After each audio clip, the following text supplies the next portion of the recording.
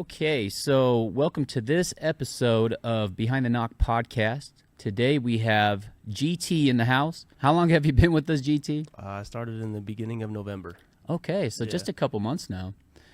It seems like it's been longer than that, but I don't know. Last year it was our first full year in business, and it went by super quick, but it also, it seems like a lifetime ago. Like from this time last year, how things looked to now, it seems like a lot longer than a year, but cool, man. So yeah, this is the podcast for Proficient Windows, and we'll do different things on the podcast. We do a lot of interviews with reps, some of their background, what got them into Windows.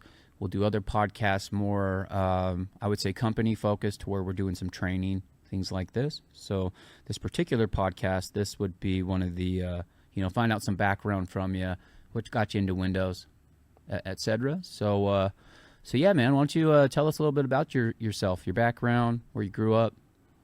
Yeah, absolutely. I'm actually originally from California. Years ago, grew up there, graduated high school, and a couple days after that, moved out here, followed my parents. So you graduated in California? Yeah. Okay. Yeah. So I grew up in LA County, outside of LA, and came out here. My dad moved us out here my junior year, but he allowed me to stay with him in California to finish out my senior year there. Oh, nice. And the rest is history. Just been here, got married. And you grew up as LDS, right? Yeah, I did. Okay. Yeah. So that's unique because, you grew up outside of Utah. Mm-hmm. So there's kind of a difference that I've noticed. Major. Yeah, with the, growing up in Utah and that culture and then outside of it. Because it's like when you're not as much anymore, but when I grew up, it was pretty much everybody was Mormon, or LDS in Utah. And I moved from California myself when I was 7. Mm-hmm. I didn't even know what the religion was. I had no idea. Right. And my mom used to even make a joke. She's like, yeah, because her and my dad, they've been split up since I was a kid. But when she moved to Utah, she's like, yeah, I heard more men. So, I was there. And, that joke wasn't really well received whenever she would tell it to the local population. But, right. It was pretty funny. But yeah, so it was really unique because I was like outsider looking in, this culture, kind of a church run state sort of thing. Right.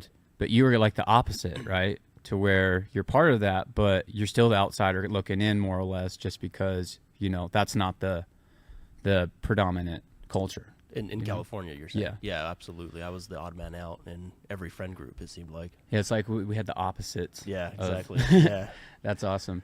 And then did you serve a LDS mission as well? Yeah, I did. I came here, moved here for a year, and I went actually to Northern California, Sacramento. Yeah, Sacramento, right? And that was a Spanish-speaking mission? That was a Spanish-speaking mission. Nice. Yeah.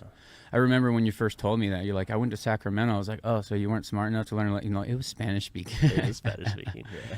If you know Brooks, he served his in Montana, so that tells you anything. Oh, yeah. I actually did a pod in a place where he went. Oh, did you? Yeah. That's awesome. Yeah. And that's his eventual goal is to retire in Montana. Oh, good. I didn't know that. Yeah. And for me, man, I'm not into I'm into animals, but I don't know, dude. I don't know I would want to live around grizzly bears. For sure. You know what I'm saying? Yeah. And increasing wolf populations and stuff. No. There was just a lady killed in Colorado by a mountain lion, I think over the weekend. Oh, wow. Or just within this week. Yeah. First time in over 25 years. Yeah. All right. And they weren't even sure which cat it was. They found 2 cats in the area, killed them both. Yeah. You gotta do what you gotta do. So don't go to Colorado. It's northern Colorado, so it's just 7 miles out of Estes. And I used to live in Fort Collins, so pretty close to that area. All right. But yeah, man, we got some big kitties out there. I ran an appointment in Bozeman, and the lady was like, yeah, we just had a bear on our back porch yesterday. And I was like, and we're just walking around, getting measurements from the outside. Yeah, what are we doing? Yeah. That's funny. Well, yeah, so you got to Utah. How long were you in Utah before you went and served the mission? A year. Oh, okay. Yeah, So a year. Fresh out of high school, and I left a year later. Okay, and then you come back. a couple years later back to Utah. Did you go to like university at all, or No, just get into the workforce? I did not care for that at all. That wasn't in my cards. So.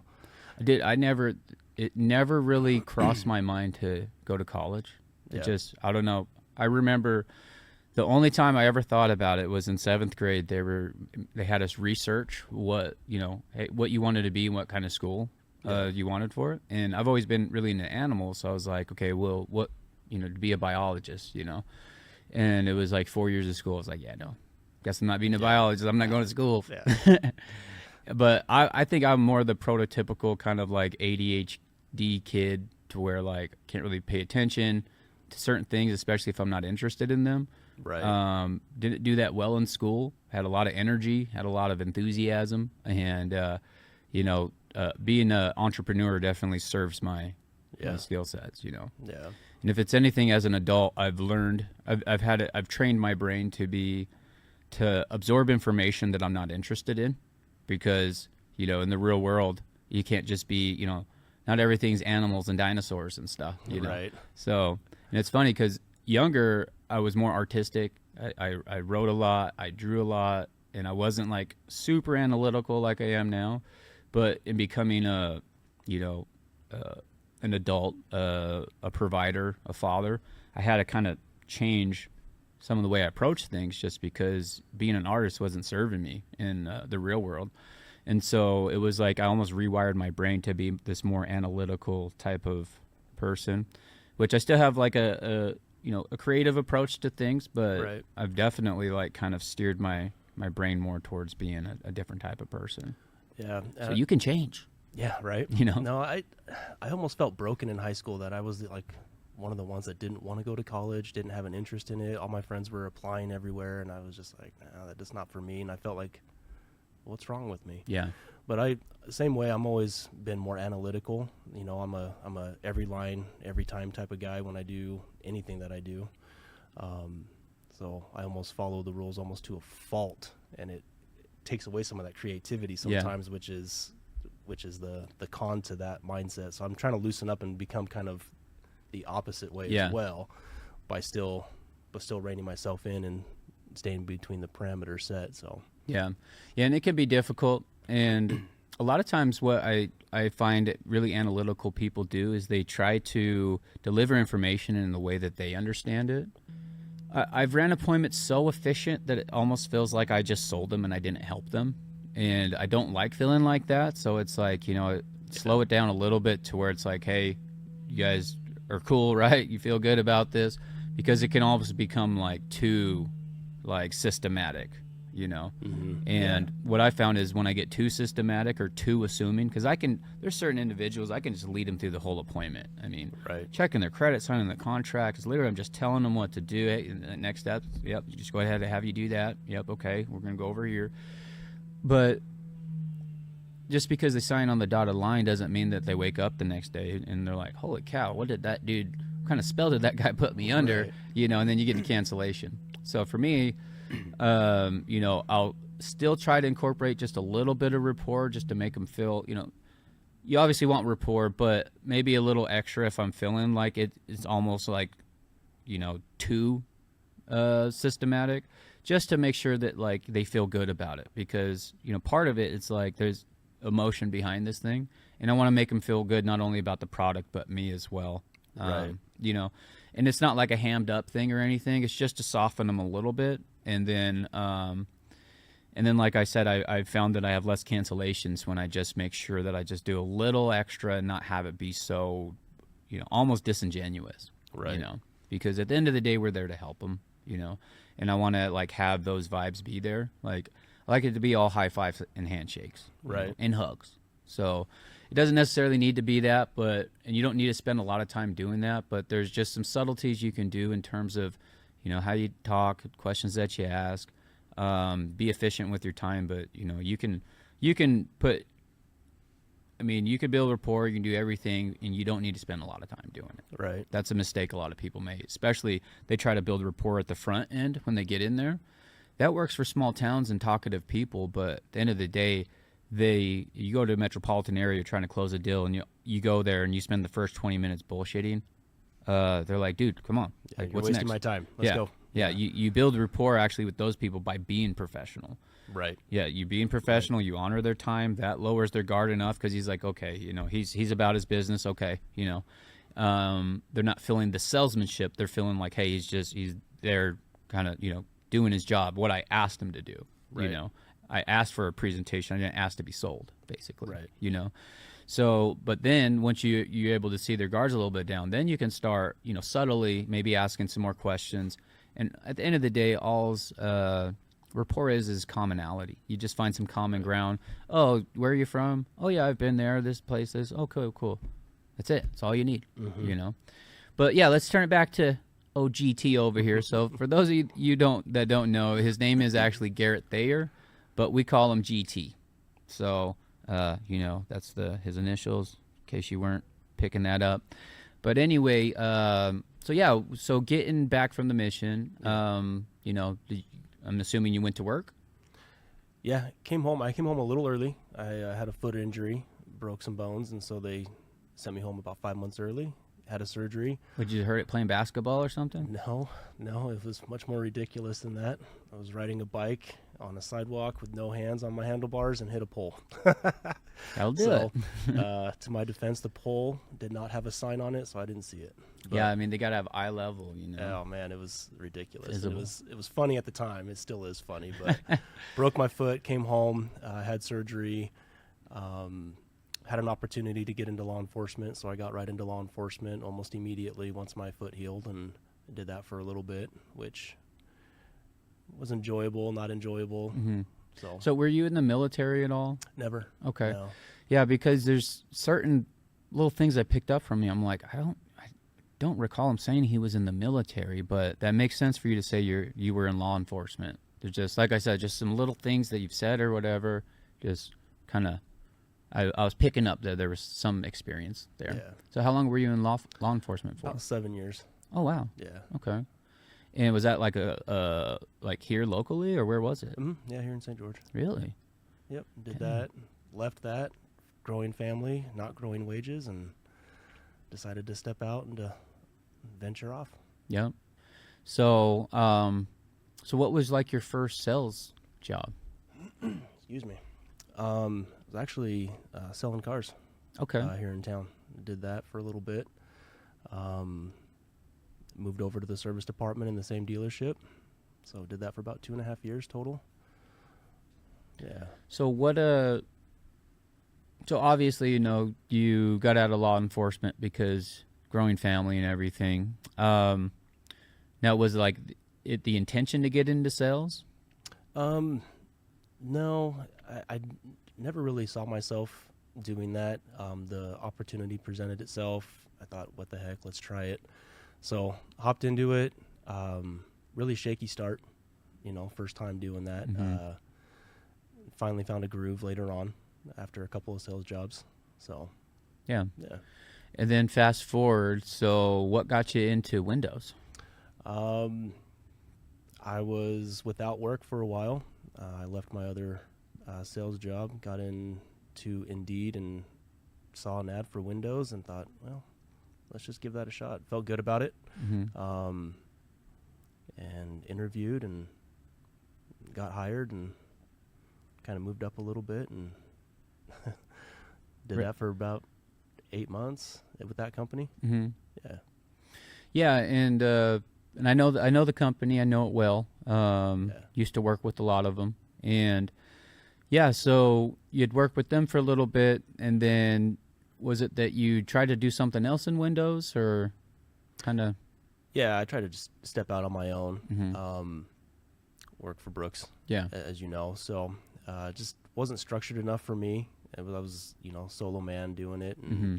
I just needed more support, more structure. So Danny had been trying to get me to come over for a few months, so I finally just called him up and said, "Hey, let's do this." Nice. So yeah, and that's the thing. I've been familiar with that structure for some time now, mm-hmm. and I've on paper looks good, but understanding the support and everything. yeah, I've had guys on islands before, junior directorship or whatever. And when they're juniors, they kind of get put on an island, and you got to make sure you pay them some extra attention because, they kind of get insulated, right? Because they're just kind of setting their own appointments, Right. you know. So it's really important to understand, like, you can't just leave people on an island and then for it to be the whole thing, there's no support, no structure, no, inspiration or any of this. It's all you. I mean, it's doable, but at the end of the day, the way the human psychology works and the team atmosphere and all these other things, it's like money's one thing, but people will leave all sorts of high-paying jobs for all sorts of reasons, that they're not comfortable with, So not having that support and stuff makes sense. So yeah, Danny, obviously he's a big part of Proficient Windows. Yeah. He started with Proficient Windows first. Yeah, he sales did. rep, first deal, first series of deals. Really, like, Danny helped get the company off the ground, and it was off of his back. And so there's forever appreciation. Danny's over here in the background. Shout out to Danny.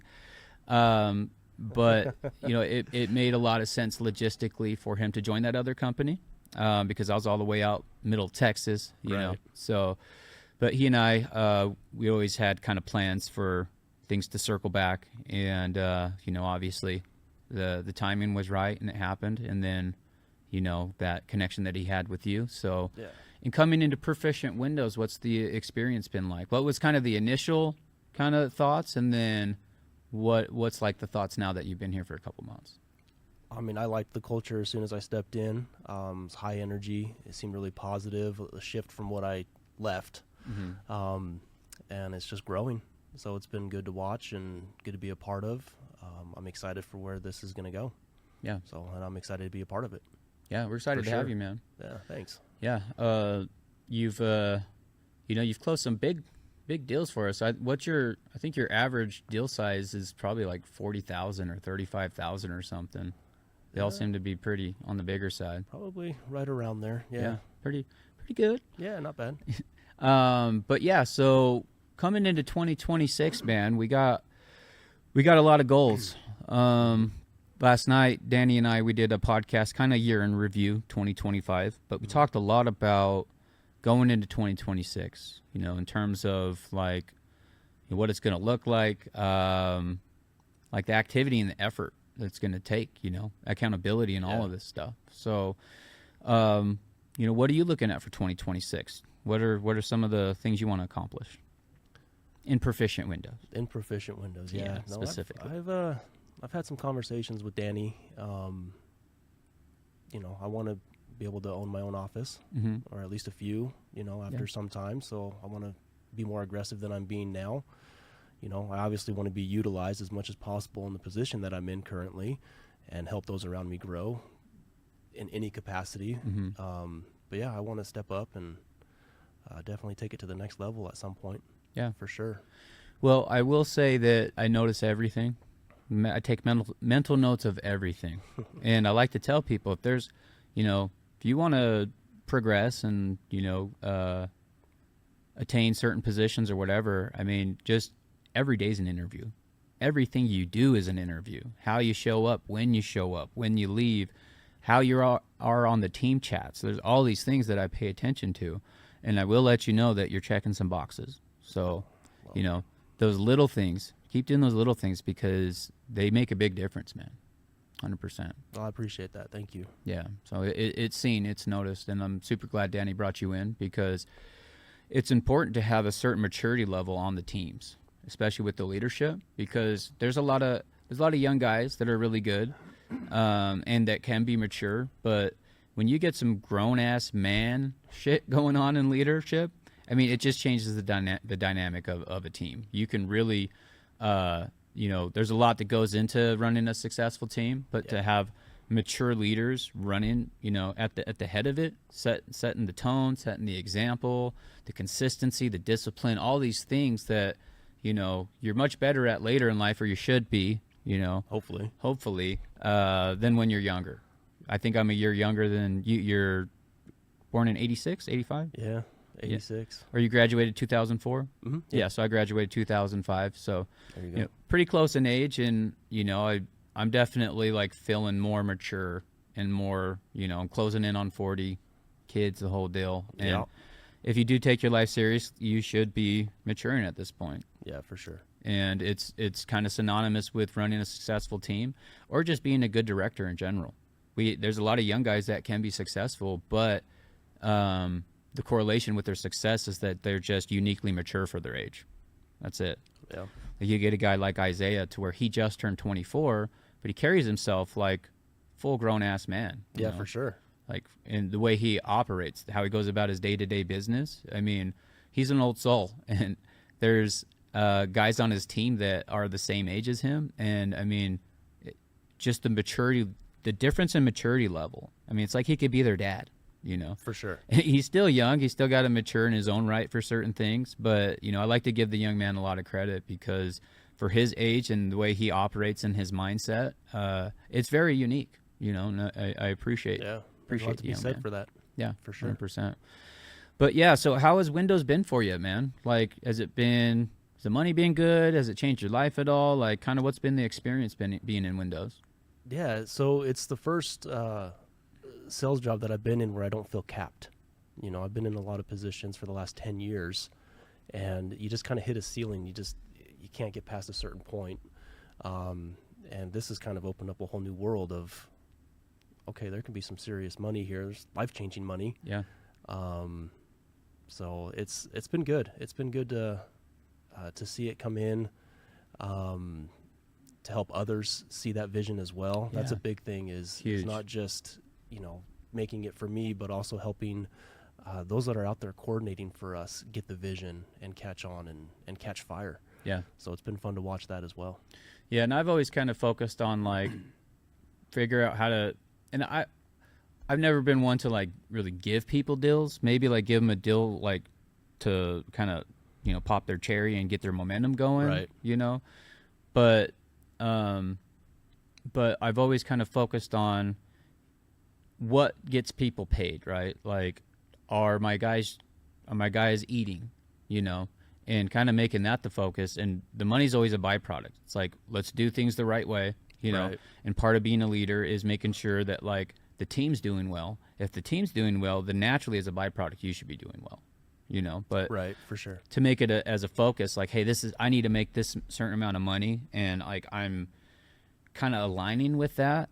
I can maybe make decisions or do things that might not be the best for my team because it could be more or less self-serving, right? Mm-hmm. Like, I'm going to go take that appointment because I need to make this money, whereas I could shadow that appointment with a guy and train him and teach him how to fish, Mm-hmm. sort of thing, So there can be a disconnect when you're so focused on personal goals in leadership, because sometimes, and I've seen people do this to where they'll make selfish decisions that actually affects their team at Right. large, So like I mentioned, it's really just kind of focus on the right things, get the team paid, and then as a byproduct, I'm going to be taken care of, Mm-hmm. So different ways to approach it, but I've liked to take that approach in leadership because, again, if they're eating as a natural, byproduct, I'm eating. Right. And I think that's where that analytical mind comes into play and actually can benefit, because there's a certain level of rigidity you have to have when it comes to training and structure Mm-hmm. and things like that. And so I think that's where I flourish a lot. When Danny and I were field leads together previously, he was really good with the guys, going out, knocking with them, and running those leads. And I excelled a lot in more of the training side of things and getting people on board. And so my goal, hopefully I'm doing that, but my goal is to carry that over into just everyday functions and make it so everyone eats and just help and support. 100%. And we don't build this business without systems and process and a certain level of rigidity. And it can be difficult to get everybody to buy into it because, it's one thing to have one office, but when you have multiples and multiple leaders and people like to, they like to say and agree to things, but when it comes down to brass tacks, like they just kind of default onto old habits, and without like someone being there to be like, no, make the correction live, then, there's results aren't as good as they otherwise could be, so it can get difficult. But at the end of the day, that's the only way we're going to build this thing is off of structure. And I've had leaders in the past to where, they're like structure opposed, because Right. all the work that kind of goes into it, it's like, hey, we can kind of do this by feel, but it's like, no, we can't scale that way. And so most of the things, if not everything I do, it's with the intention and like the big picture in mind, scalability. And the more we get like our process and everything dialed in right now, the less changes we have to make later. And I mean, we're always going to have to make changes in business. That's just part of it, right? But at the end of the day, if we can mitigate the amount of changes, especially unnecessary changes we have for our sales reps, I mean, that's part of why we already have Zero. And I signed up for it before I really even had like a big sales team. For one, I got a better discount, and I played some back and forth because I had a relationship with one of their founders. I had helped. He and I worked a lot together, building some stuff out for another company that I worked for with Zero. But the big reason why I already had it was like, look, that way people can already come in with the expectation we're going to be using it. Right. So it's not like, halfway through their career with us, we're just rolling out new stuff and expecting for them to do it, because it can be difficult to get people to do things that are new, and you find yourself as a leader, we're going to have to do it here and there. But like I said, try to mitigate the unnecessary ones, because instead of, you leading and inspiring and training and doing all these things, you're holding them accountable. You're like, hey, you got to get on the app. You got to get on the app. So you find yourself, herding cats more or less, because let's just be honest, people that do, and I've said this in other podcasts, people that are willing to do door-to-door full commission, they tend to be unique individuals, especially the ones that do good, strong-minded, strong-willed, and you got to be a good leader to lead these folks, But yeah, so let's turn it back on GT for a little bit. So you mentioned that you'd like to run an office and then eventually multiple, right? That's the goal. So, how do you get there, man? I defer to you. How do you get there? So I don't know. It's it's definitely in the talks. Yeah. But, as far as getting there, I don't have a pathway yet that I have found. I don't know. I don't have an answer for that. Yeah. Well, it's the biggest thing we're doing right now is just kind of piggybacking off of what we were just talking about, is really dialing in our structure, accountability. A lot of the things we've been talking about as of late, kind of gearing up for January, is like, hey, come January, it's all accountability. Right. It's no, because it's been kind of unique in starting the company, because the window industry's been around for a little bit, this version of it. Right. And so, even you came from another company. So you get people coming from other companies and they're experiencing other cultures and things. And it can kind of get hard to get people to buy into stuff, or just whatever it is, because in certain individuals, they've already been chewed up and spit out, and they're just trying to hang on to the industry for whatever reason, and then they just join this team, this company, bounce around. And those individuals, it's difficult, because it's hard to build a culture around them, because they're so attached to all these other things. And it's so much easier just to get someone that's brand new, super fresh, good attitude, and just, train them, mold them how you need them to be molded, So that's been difficult, I would say, is just the dynamic of what the industry is, and how some of the recruiting goes into place. But also it's like, we're getting more dialed in with the accountability, the structure and everything. And it's just like, look, are they a good fit? I don't care how much experience they have. Like, how are they going to fit into our culture? Right. How are they going to fit into our standards? Because at the end of the day, I don't care if you can go generate a bunch of revenue.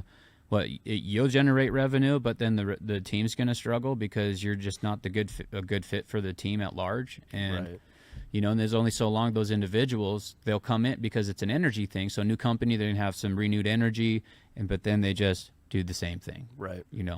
And I've even had a couple guys that have joined us, and I worked with them at another company.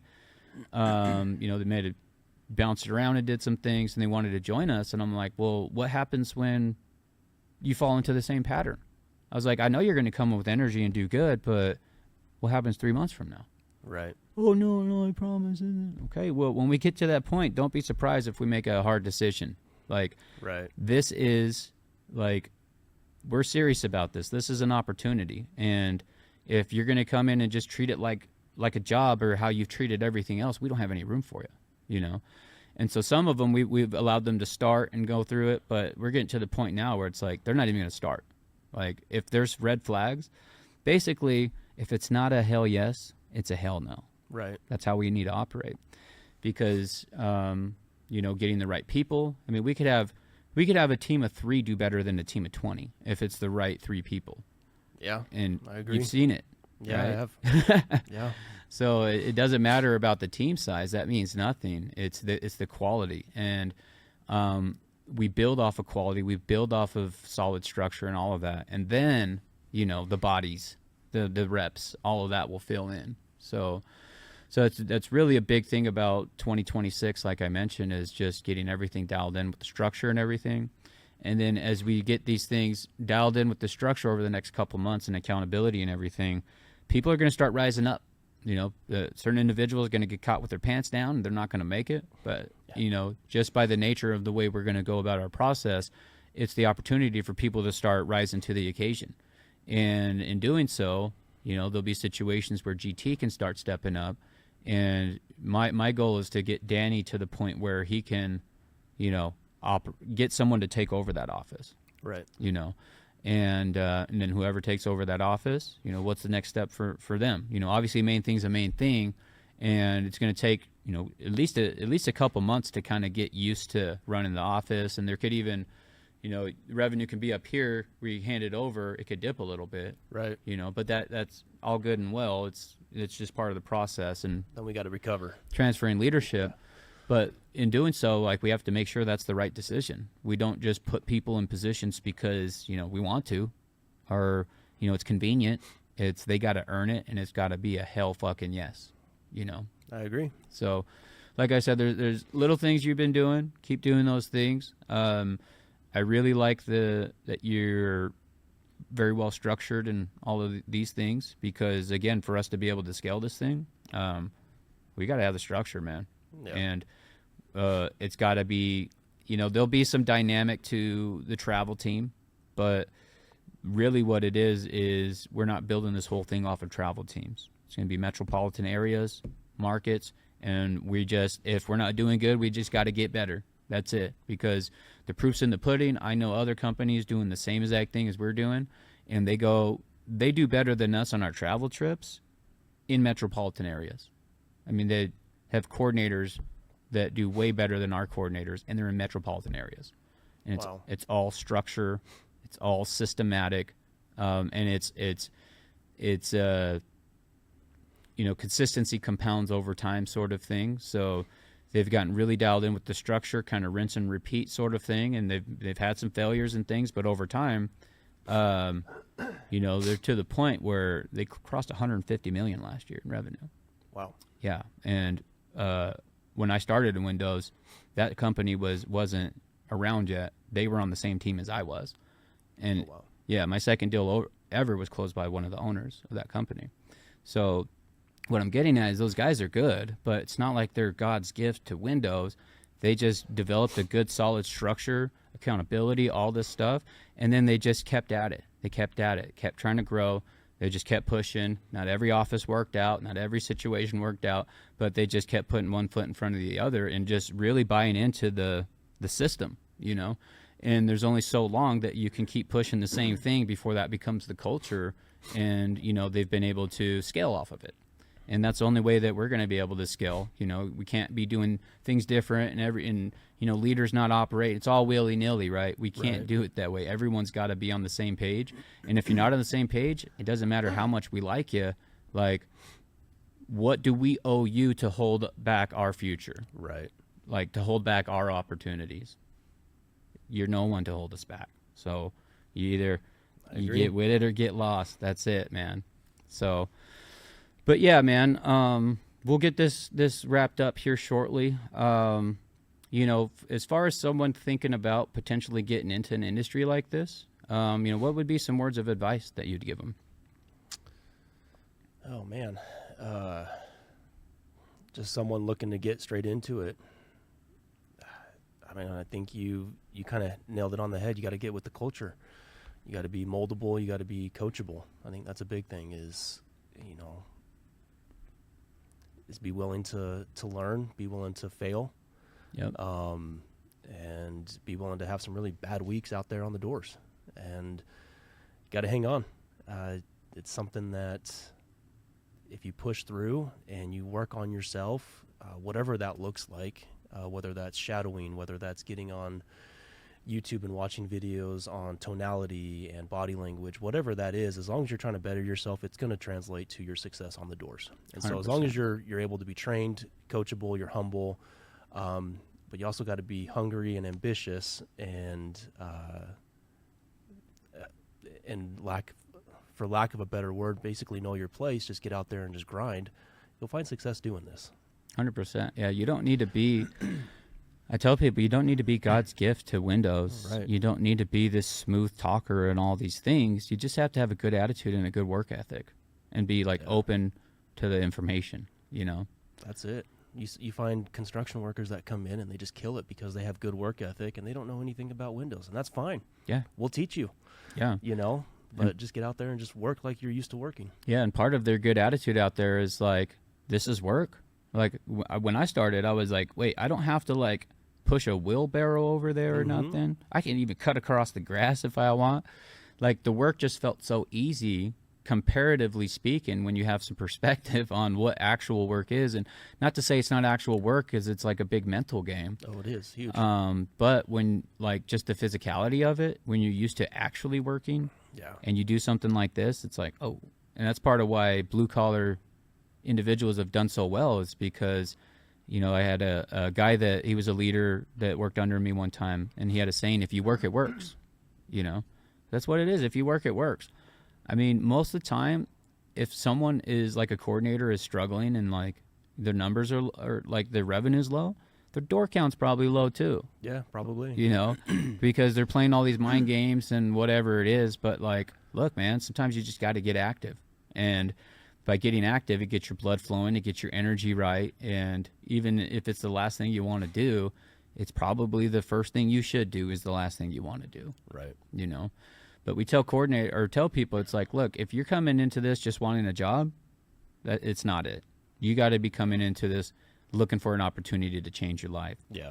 And you got to, it's a long game. You got to look past your nose. You got to be able to look far enough out into the future. And that's why, we say, hey, have your why and all these, understanding of why it is you're doing what you're doing.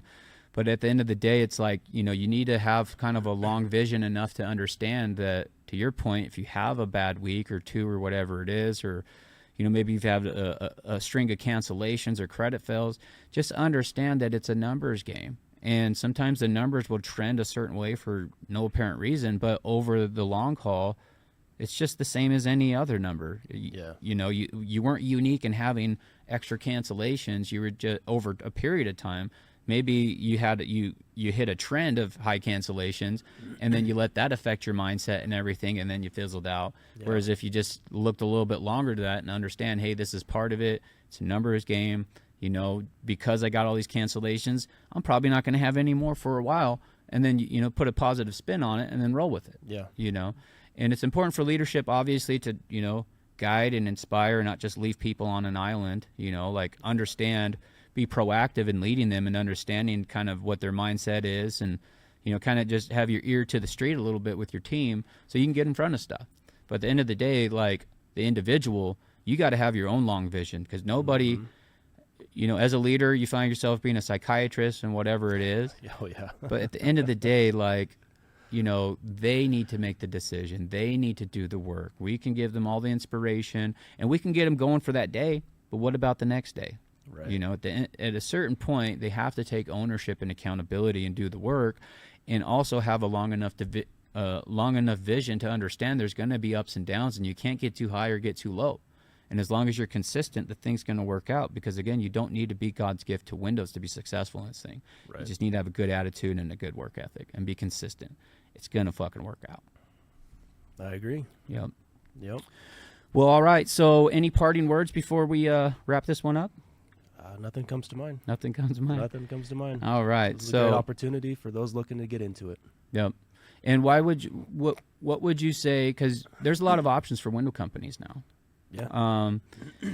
And you've experienced, 2 companies at this point. Obviously, there's more. But what would you say, if you're looking for a company, why someone may want to choose Proficient Windows? Look at the leadership. Look at their vision. Look at the energy they bring. That's going to set them apart, for sure. 100%. Yeah, it's we have some really solid leadership in place. Yes, we And, I'm always looking at, because again, long vision, right? So we got to, just because we got good leaders in place, for us to, scale, for one, I want those leaders to advance. And then it's like, who's next? Who's on deck? Right. Right? Like one of the first leadership meetings I had with Danny and Callum, it's like, well, who's up next? And so it's really important just to, again, like I said, if, there's a certain position or thing you want to attain within this, everything you do is being watched, because I'm always looking for who's up next, who is worth the time of investment. Because, at this point, I have no business dealing with anybody that's not trying to focus on something high level. Right. Coordinator training, whatever, someone else can do it. It's the high level stuff.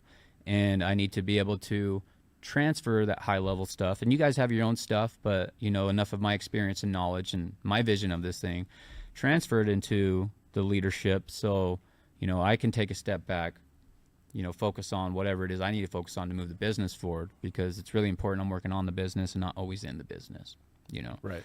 But we're growing right now. It's all hands on deck. And right now, it's harder than ever to be a leader in this company, because we're growing and it's kind of all hands on deck. So sometimes, maybe leadership's, doing an interview or doing this or doing that, trying to help out, where had we been more advanced with our structure and a little bit more down the line, they would probably be doing better because they have a better system. We're not asking them to do stuff that maybe be outside of it just because, we just need the extra help because of this or that. So, I have a lot of gratuity for the leadership as it stands right now, because I know it's probably the most difficult time to be a leader in this business whilst we're trying to build out all this stuff. Yeah, they're wearing a lot of hats. Wearing a lot of hats, man. A lot of hats. Myself included. You should see my hat wall.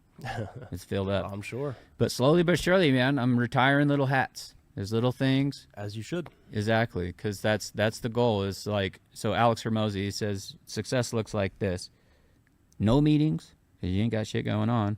Lots of meetings, because you actually do got some shit going on. And then no meetings, because you develop systems and processes so you don't need to be involved with everything anymore. Life goals. So I'm in the meeting stage, but I'm working on the no meeting stage. So I got some work to do. There you go. Yeah. Well, we're here to help. Well, I appreciate it.